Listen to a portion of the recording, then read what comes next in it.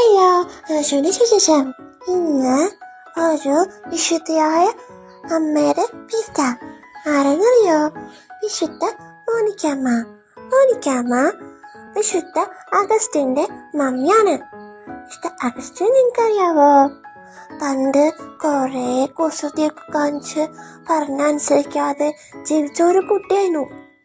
പക്ഷേ ഈ മോനിക്കാമ്മ എന്നും കണ്ണീരൊഴുക്കി ഈശോയോട് പ്രാർത്ഥിക്കും, ഈശോയെ എൻ്റെ മോനെ വിശുദ്ധനാക്കണേ, എൻ്റെ മോൻ നല്ല കുട്ടിയാവണേ. അങ്ങനെ പ്രാർത്ഥിച്ച് കുറെ നാൾ കഴിഞ്ഞപ്പോ അഗസ്റ്റിന് ഭയങ്കരമായിട്ട് മാനസാന്തരം വന്നു. എന്ന് വെച്ചാ അഗസ്റ്റിൻ നല്ല കുട്ടിയായി. അമ്മയുടെ പ്രാർത്ഥന മോനെ വിശുദ്ധനാക്കി. ഇപ്പൊ അഗസ്റ്റിനും മോനിക്കാമ്മയും രണ്ടുപേരും വിശുദ്ധരാ, രണ്ടുപേരും സ്വർഗത്തിലാ. മോനിക്കാമ്മയോട് നമുക്ക് പ്രാർത്ഥിക്കാം, പ്രത്യേകിച്ച് നമ്മുടെ അമ്മമാർക്ക് വേണ്ടി പ്രാർത്ഥിക്കാം.